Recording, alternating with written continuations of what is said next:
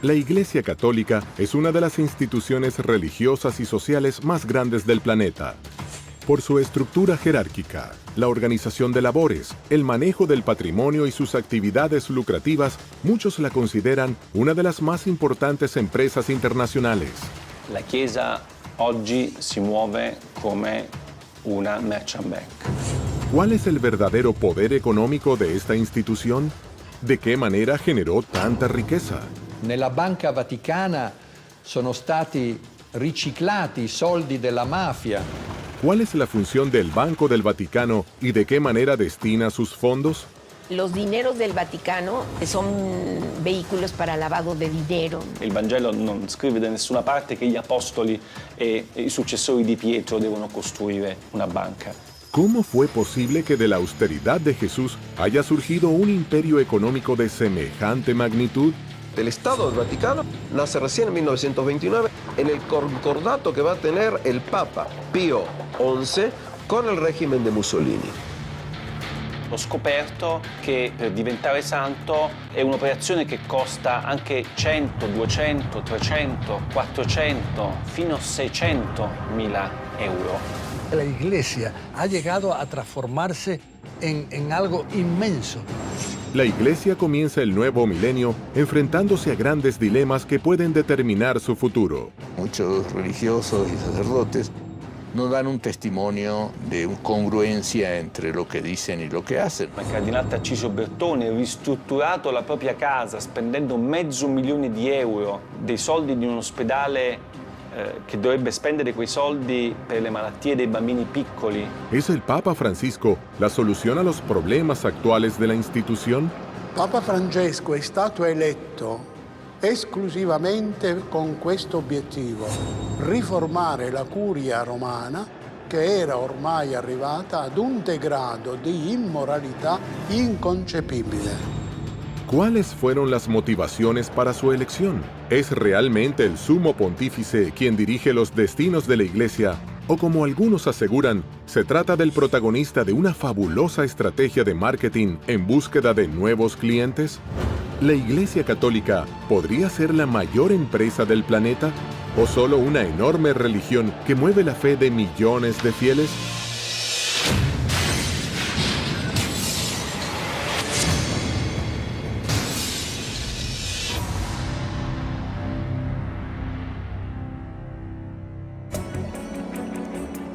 Las fuentes de riqueza e ingresos de dinero de la Iglesia son muchas y provienen de un amplio listado de formas recaudatorias.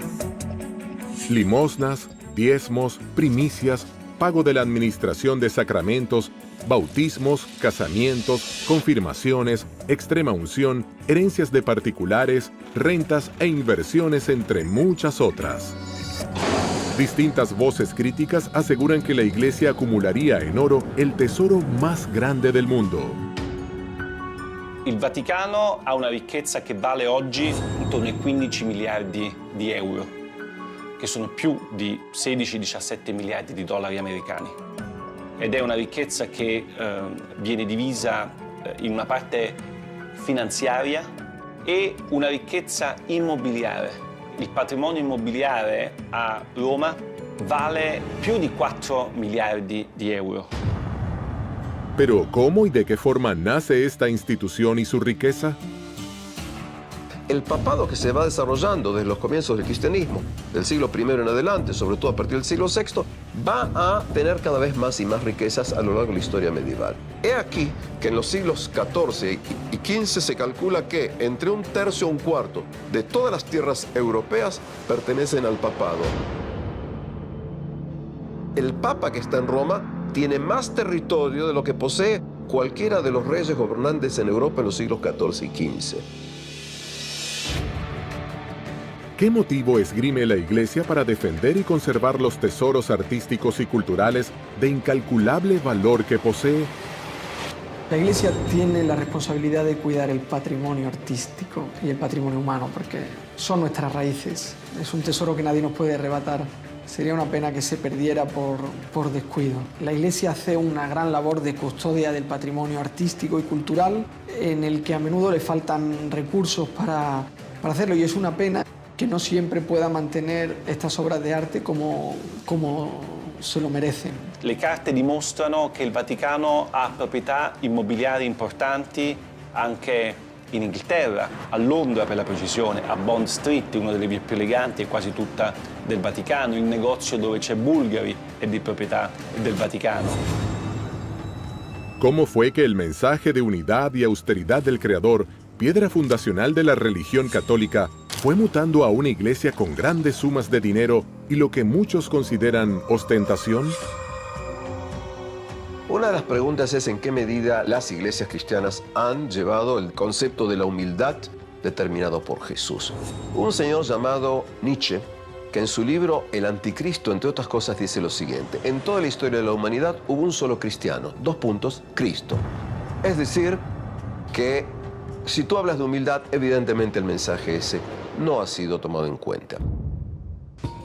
La Chiesa, per essere più umile, deve essere più povera. Anzi, deve essere povera, deve avere uno spirito povero, della prima beatitudine, beati i poveri in spirito, perché deve riconoscere e vivere che tutto quello che la Chiesa possiede è un patrimonium pauperum e deve essere messo a servizio dei poveri. Desde la antigua Roma comenzó el firme establecimiento de una institución que no pararía de sumar poder religioso, político y fundamentalmente económico. ¿Cuál fue el plan financiero y monetario que habría diseñado la Iglesia para incrementar sus riquezas? Sobre todo en el siglo XV, principio del siglo XVI, la Iglesia permitía el perdón de pecados si un individuo hacía una donación interesante a la Iglesia. El individuo que donaba tierras a la Iglesia lo hacía, desde mi perspectiva, de una sola razón: una creencia absoluta y total de que verdaderamente eso le iba a permitir un acceso al paraíso, estar menos tiempo en el purgatorio, pedir perdón por sus pecados. Le vecchie signore che lasciavano in eredità tutto alla Chiesa, come diceva una mia cugina, tutto ai preti. Se fai del bene alla Chiesa nell'aldilà, ti ritrovi premiato nell'aldilà. E questo è stato una delle fonti della crescita del patrimonio degli ecclesiastici. La Iglesia va a invertir su dinero en todo tipo de empresas y constantemente va a venir dinero a las arcas de Roma. Por eso es que se considera que en el siglo XX, también XXI, el papado tiene enormes fondos que dan origen a todo tipo de teorías más conspirativas o menos conspirativas.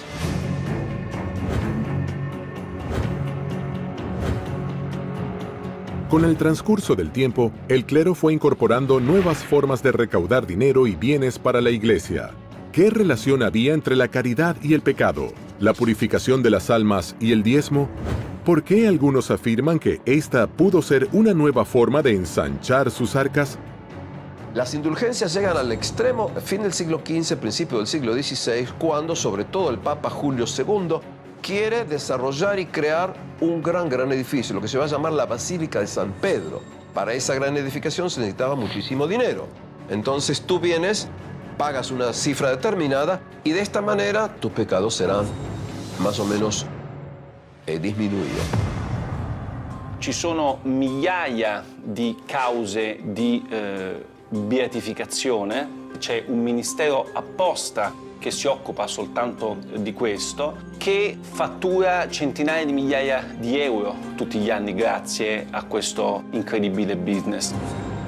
El Papa Francisco no quiere solo ser bueno, sino que se vea que es bueno. Que nadie piense que en el entregar una limosna a cambio de una bendición haya una especie de negocio, una especie de especulación como la que condenó Lutero hablando de las indulgencias, de la gente que daba limosnas a cambio de indulgencias. El Papa no quiere que se pague ni por sacramentos ni por bendiciones. Que no haya nadie que no se acerque a la Iglesia Católica porque piense que no tiene dinero. Que no haya nadie que piense que tiene que comprar la fe católica, que tiene que pagar para bautizar a su hijo o que tiene que pagar para tener una bendición del Papa. El mismo mensaje que sale en el Evangelio. Jesucristo lo decía, esto lo recibisteis gratis, hay que darlo gratis. La forma recaudatoria de la Iglesia Católica no solo se encontraría dentro de los sacramentos. ¿Qué dice la Biblia sobre el celibato y por qué esta condición es considerada por muchos especialistas como una hábil estrategia para engrosar su poderío económico? En los primeros siglos, en los monasterios, las órdenes religiosas establecieron votos de castidad, pero el clero secular, el clero que vivía en el mundo, para este clero el celibato era optativo. En realidad, este celibato se vuelve obligatorio hacia el siglo XI. Timoteo lo dice muy claro. Los obispos pueden ser casados, el cura puede ser casado. Es más, se está violando el mandato de la divinidad cuando en el Génesis dice, no es bueno que el hombre esté solo. La Iglesia, garantizándose el celibato del clero, se garantiza también que las propiedades que pueda adquirir un sacerdote o un cura, ¿verdad?, van a pasar no a una propiedad individual, sino a la corporación, ¿no? Es decir, van a pasar a la Iglesia y de esa manera la Iglesia va a ir incrementando su patrimonio. Eso fue problemas económicos, cuando se dieron cuenta pero eso es una estupidez, que los hijos de los sacerdotes podrían heredar los 4 ladrillos de la Iglesia. ¿Cómo se llegó entonces a la etapa moderna de los estados pontificios? Vaticano es el nombre de una de las 7 colinas tradicionales de Roma. El Estado del Vaticano nace recién en 1929 en el concordato que va a tener el Papa Pío XI con el régimen de Mussolini. El 11 de febrero de 1929 se firman los Pactos de Letrán. Estos fueron una serie de acuerdos entre la Santa Sede y el gobierno de Mussolini.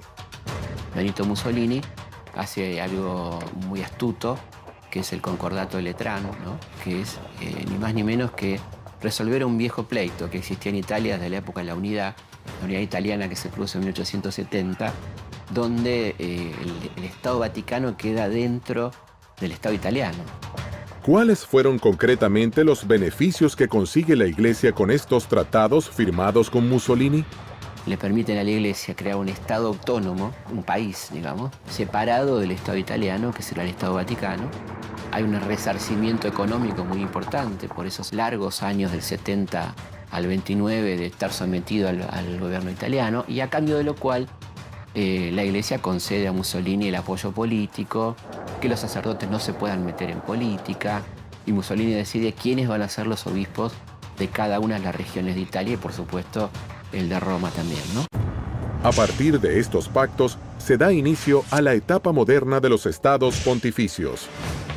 Diversas prácticas y situaciones habrían ayudado a acrecentar la fortuna año tras año, siglo tras siglo.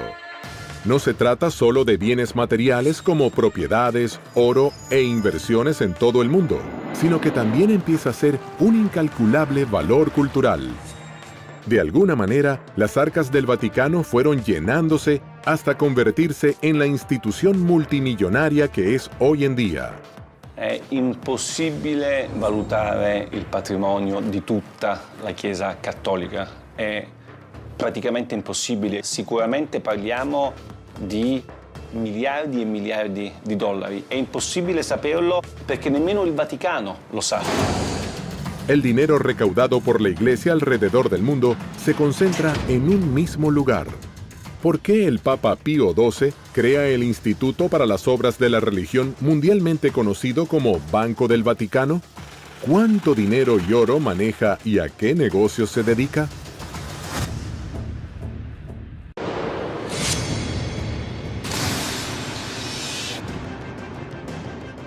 La incalculable fortuna de la Iglesia Católica se mantuvo secreta entre fieles y autoridades eclesiásticas. ¿Qué es exactamente y a qué se dedica el Banco del Vaticano, además de recaudar? El Banco Vaticano es una institución que se creó para que las órdenes religiosas, las instituciones católicas, no tuvieran sus patrimonios en manos de otras bancas que los utilizaran para inversiones no éticas, inversiones quizá en negocios de armas o en industria farmacéutica especulativa, y conseguir también facilitar las transacciones económicas en los países en los che la Iglesia stava perseguita. Non solo, il Vaticano ha moltissimi soldi che vengono fatti da donazioni, tipo l'obolo di San Pietro, o attraverso i guadagni che sono fatti dalla sua banca, i guadagni finanziari come lo IOR. Anche in questo caso questi soldi vengono gestiti in maniera secondo me piuttosto discutibile. L'obolo di San Pietro, per esempio, è una donazione che i fedeli di tutto il mondo fanno direttamente al Papa. ¿Qué beneficios económicos obtuvo la Iglesia Católica con el Banco del Vaticano como herramienta de inversión y recaudación? Los dineros del Vaticano están invertidos incluso en empresas donde a través de estos estudios y redes bancarios, ¿verdad?, se ven que son vehículos para lavado de dinero. Nella Banca Vaticana sono stati riciclati i soldi della mafia, come ha dimostrato il Tribunale di Roma.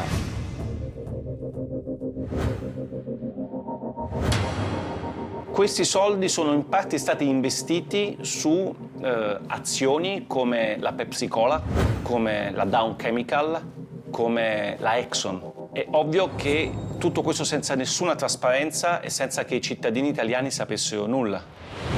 Attraverso i canali della Banca Vaticana sono passati soldi per tangenti di corruzione ai partiti politici italiani di governo negli anni 80-90. Questi soldi, anche i guadagni, non vengono quasi mai dati ai poveri, ma servono, e questo non lo dico io, ma lo dice un lavoro della Commissione europea, servono per le necessità dei dicasteri romani e dei cardinali. Desde hace tiempo, muchas personas entre especialistas y grandes teólogos se hacen la misma pregunta. ¿Cómo es posible que la Iglesia acumule tantas riquezas habiendo tantos pobres en el mundo? Como historiador de la Edad Media visito muchísimas iglesias y uno de los puntos que tenemos que ver es la riqueza de la Iglesia a lo largo de los siglos frente a la pobreza inconmensurable de las masas. No así porque sí has tenido tantas veces rebelías contra la Iglesia. Quiero creer che Francisco verdaderamente va a hacer un cambio. La Conferenza Episcopale Italiana, che è la più importante del mondo, riceve direttamente dagli italiani quasi €1 miliardo l'anno, che secondo le pubblicità che i vescovi fanno in televisione servirebbero ai poveri, agli ultimi, ai paesi del terzo mondo. L'80% di questi soldi non va ai poveri.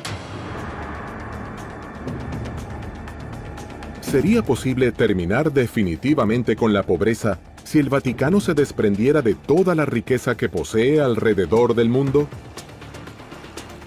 La venta de propiedades de la Iglesia para acabar con la pobreza en el mundo sería útil, pero serviría solo a tapar un problema, ¿no? Creo que lo que está haciendo Francisco es cambiar la cultura, que pasa por conseguir que la situación, que el ritmo de vida de los altos cargos del Vaticano sea más sobrio y sea más ejemplar. Lo que el Papa Francisco ha pedido es que las estructuras de la Iglesia se utilicen para ayudar a las personas. Ah, come vorrei una chiesa povera e per i poveri. A raíz de esa frase, una iglesia pobre para los pobres, es que se llega a una campaña de Francisco para intentar combatir la corrupción y hacerlo de una manera effettiva. Secondo qualcuno che pensa che il Vangelo debba essere una sorta di guida, no? del Vaticano, e il Vangelo non scrive da nessuna parte che gli apostoli e i successori di Pietro devono costruire una banca. Hay que tener en cuenta que la Iglesia es un estamento que ha llegado a transformarse en algo inmenso y es muy difícil el poder controlar tantísimos grupos de influencia dentro de lo que es el Vaticano. Para algunos críticos y especialistas en la materia, la Iglesia Católica tiene un funcionamiento similar a una empresa multinacional. La Chiesa oggi si muove come una merchant bank. L'Istituto per le opere di religione è la banca del Vaticano e controlla ancora oggi tutto il patrimonio finanziario della Santa Sede. Il problema è che lo IOR nel corso dei decenni è finito in tantissimi scandali, perché all'interno dello IOR hanno riciclato denaro i mafiosi, hanno riciclato denaro politici, imprenditori, tutte persone che non avevano alcun diritto, secondo le leggi del Vaticano, di avere i soldi allo IOR. ¿Qué documentos salieron a la luz que pusieron en jaque a la cúpula de la Iglesia? El escándalo del Vatilix II puede ser el principio de las reformas que el Papa Francisco pretende para su Iglesia. El grado de diversificación de los ingresos y de los gastos vaticanos, lo que estaban viendo a través de su experiencia y de los Vatilix I y II, mucha oscuridad, había que hacer una reforma a fondo.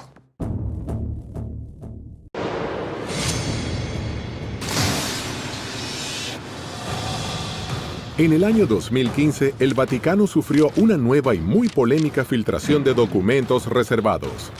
Este hecho fue bautizado como Vatilix II, en alusión a un escándalo similar ocurrido en 2012, cuando se expuso parte de la correspondencia del entonces Papa Benedicto XVI. Las nuevas filtraciones, a diferencia de aquellas, revelan todo tipo de irregolaridades en las finanzas del Vaticano. Il Vatilix II è stato lo scandalo del 2015, state parlando con uno dei protagonisti dello scandalo perché io ho pubblicato nel mio libro una serie di documenti che di carattere finanziario e economico che per la prima volta hanno raccontato la reale ricchezza del Vaticano e come questi soldi in Vaticano vengono gestiti, i soldi delle donazioni, i soldi che sono presenti all'APSA, gli immobili che il Vaticano controlla. Los datos de la filtración Vatilix II eran interesantísimos porque era la diapositiva de la situación que se encontró el Papa Francisco antes de emprender la reforma. Esto es un tesoro. El escándalo financiero de Vatilix II revela documentos que fueron publicados en 2 libros.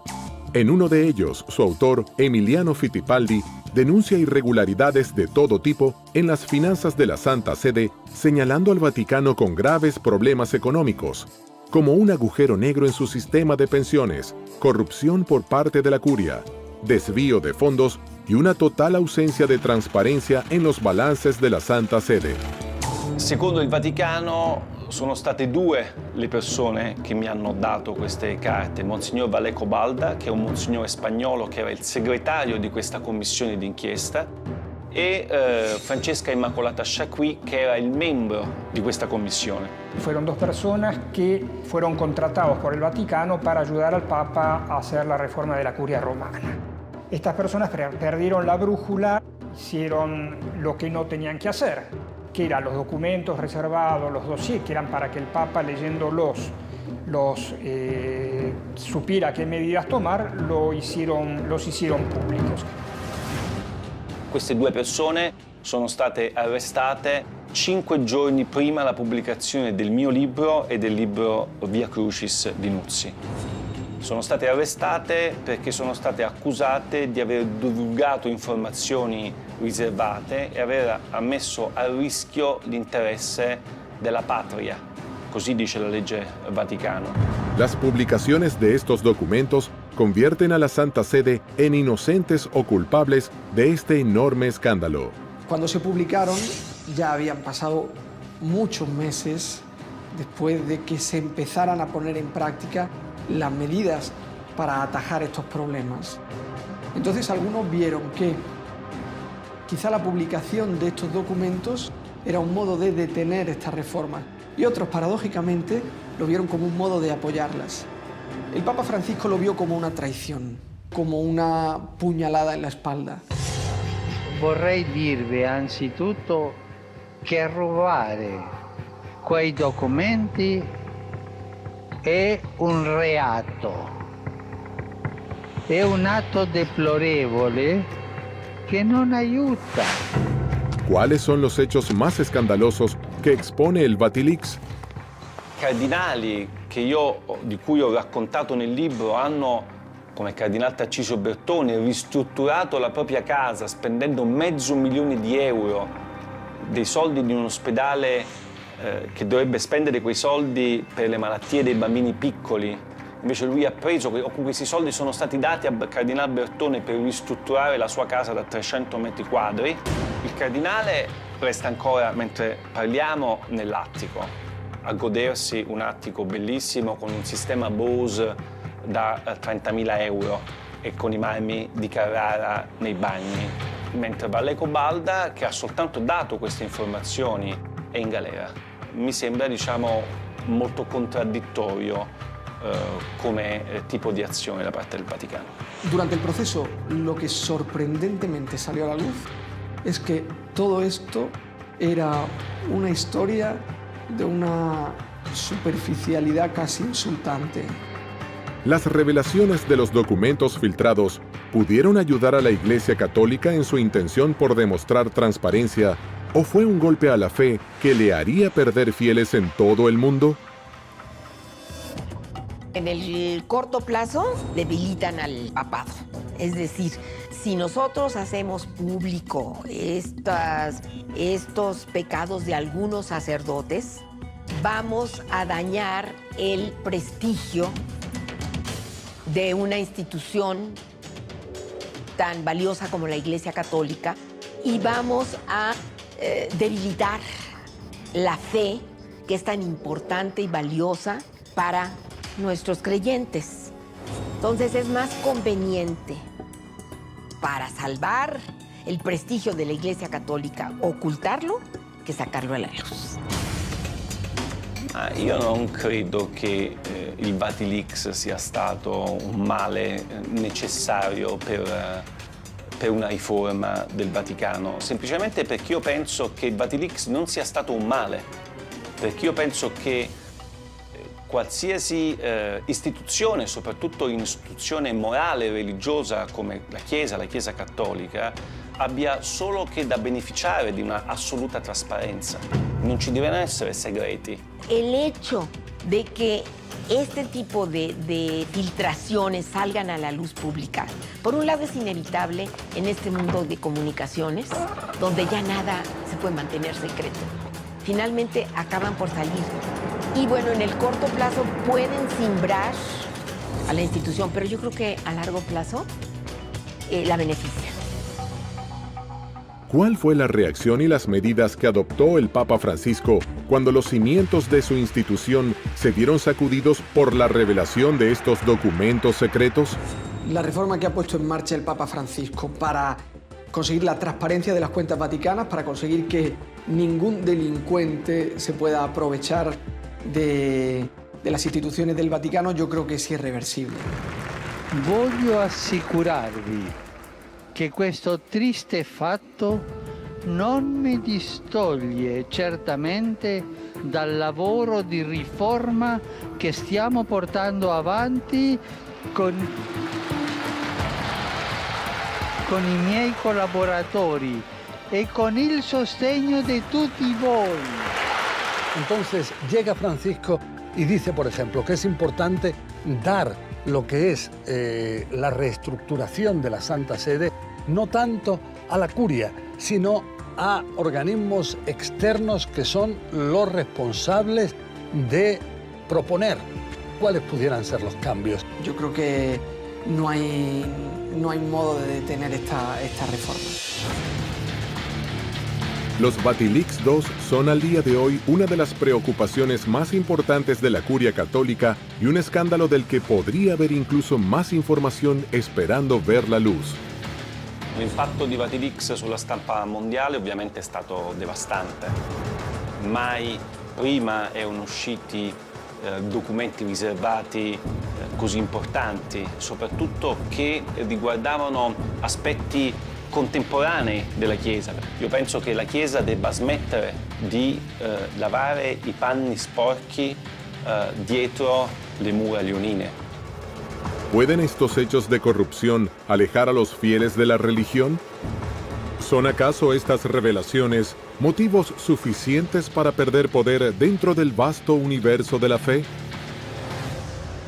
El gran problema que tiene la Iglesia Católica es que la autoridad ha perdido capacidad de crear credibilidad, de crear obediencia y de crear continuidad. Lo que sucede es que la jerarquía católica y muchos religiosos y sacerdotes no dan un testimonio de fe, de congruencia entre lo que dicen y lo que hacen.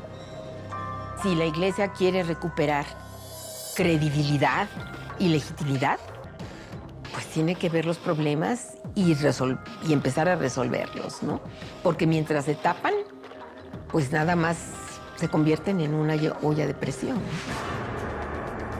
Los mismos especialistas que dan cuenta de la cantidad de fieles perdidos por estos escándalos acusan a la Iglesia de utilizar estrategias de marketing para recuperarlos. ¿Qué veracidad hay en estas declaraciones? ¿Cuáles serían las acciones concretas para lograr tales objetivos?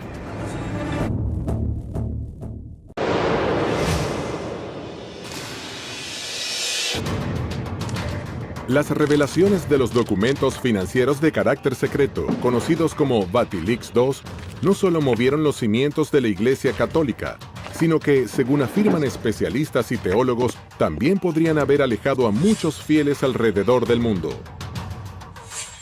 ¿Podría la Iglesia Católica tener diseñada una estrategia de mercado con slogans de estilo publicitario y una fórmula destinada a seguir fomentando y sumando seguidores? ¿Por qué algunos hablan de las apariciones marianas, los milagros de los santos y las canonizaciones como un plan de marketing? Desde el siglo VIII, los católicos tenían la estrategia de utilizar los sitios sagrados de los pueblos dominados o conquistados para en esos sitios poner símbolos religiosos cristianos y hacer desde ahí el trabajo pastoral, etcétera, ¿no? Conforme ha ido evolucionando la Iglesia en los últimos años, los papas han destacado más la necesidad de llevar a los santos a cada una de las comunidades. Alrededor del año 1357 comienza a exhibirse en una iglesia de Francia una manta con el cuerpo y rostro de Jesús impresos. Luego será otorgado a la Santa Sede, que lo dejará bajo el cuidado de la Capilla Real en la ciudad de Turín. Pronto el suceso atraerá cantidad de fieles y también detractores. Se dice que ese manto es la mortaja en que fue envuelto Jesús cuando muere, ¿no? Lo que pasa es que durante la Edad Media hubo un tráfico de reliquias. O sea, que esto es una astilla de la cruz de Cristo y que esto es, etcétera, ¿no? Entonces, en lo personal, a mí me parece poco creíble. Pero no solo esta reliquia es considerada por algunos como una hábil estrategia de marketing para la captación de nuevos fieles. En América Latina, cuando llegaron los conquistadores, cuando, entre comillas, descubrieron América, fundaron muchas ciudades con nombres o advocaciones de la Virgen. Era la mejor manera de llegar ante los nativos, ante los indígenas, y los indígenas mismos descubrieron que el mejor modo mediador para encontrarse y dialogar con los invasores era a través de la Virgen. Otro tipo de sucesos milagrosos y difícilmente comprobables por la ciencia son las apariciones marianas. En América Latina, quizá el caso más famoso sea el de la Virgen de Guadalupe.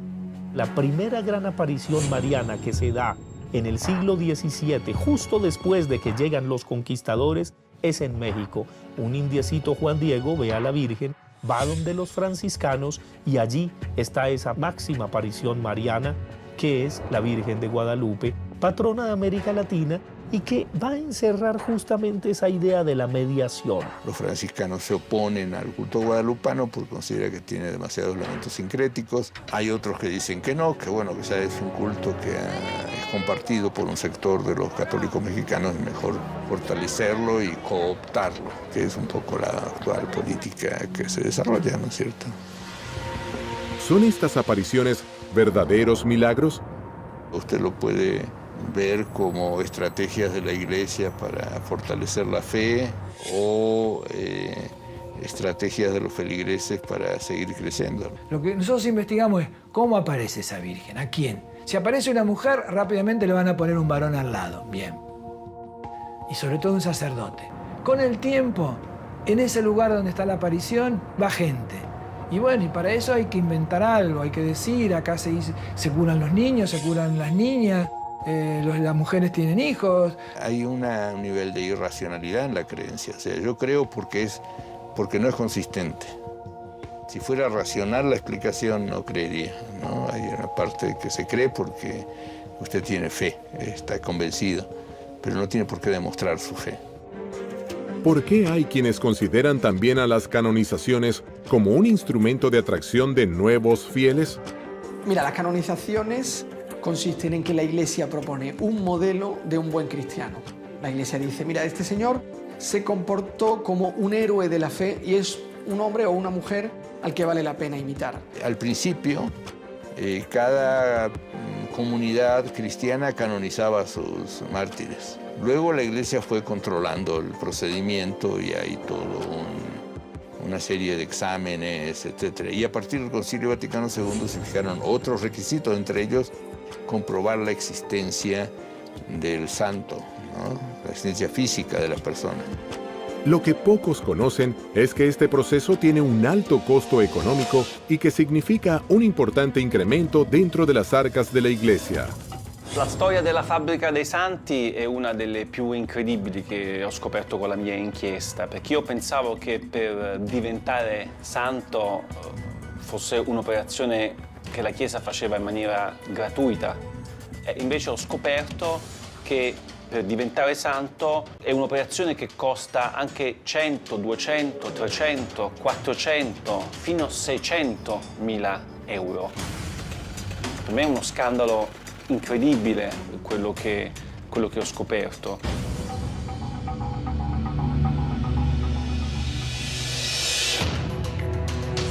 Reliquias de procedencia dudosa, apariciones milagrosas difíciles de comprobar y canonizaciones envueltas en maniobras económicas presentan controversia dividiendo a fieles y detractores. ¿Por qué estos últimos aseguran que la elección del Papa Francisco responde a la más ambiciosa estrategia de marketing de la historia del Vaticano? Yo creo que si hubiera una estrategia de marketing detrás del Papa Francisco, yo querría contratar a ese estratega de marketing para mi empresa, porque ha conseguido cambiar totalmente la cara de la Iglesia. Yo creo que el estratega de marketing de la marca Francisco es Jorge Mario Bergoglio.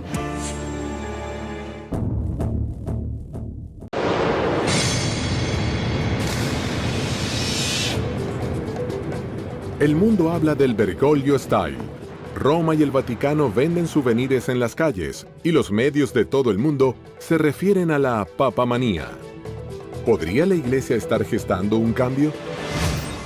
Francisco renueva la comunicación utilizando redes sociales y modernizando de esa manera la forma de llegar a millones de fieles alrededor del mundo. Papa Francisco es un papa que comunica con tweets, que son mucho más eficaces, que llegan a muchas más personas y que ayudan a mucha más gente. Vivimos en un mundo que tiene una parte que es un mundo digital. Los fieles, desde el momento que los fieles son los seres humanos, en la medida que el mundo va hacia eso, también los fieles van hacia eso. La Iglesia en ese sentido caminó bastante hacia ese lado, se innovó mucho, seguramente seguirá innovando. Sabe ser coherente entre los distintos dispositivos. El mensaje que transmite con Twitter, que transmite con Facebook, que transmite con Instagram, es el mismo. Es un mensaje de ternura, es un mensaje que lleva a la acción, que lleva a mirar a las personas con otros ojos. Es un Papa 3.0. Entre marzo y diciembre de 2013, más de 2 millones de personas presenciaron las audiencias de los miércoles en la Plaza San Pedro, 4 veces más que las que convocaba Benedicto XVI en 2012. ¿Cuáles fueron los motivos por los que la Iglesia se decide por primera vez en su larguísima historia a elegir un papa con el perfil de Francisco para conducir los destinos de miles de millones de fieles alrededor del mundo?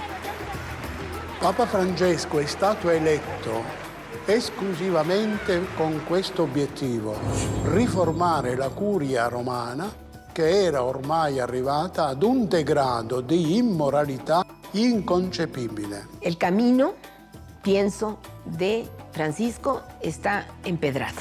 Su elección fue una elección afortunada en un proceso en el cual la Iglesia Cattolica tiene por ahora una enorme competencia.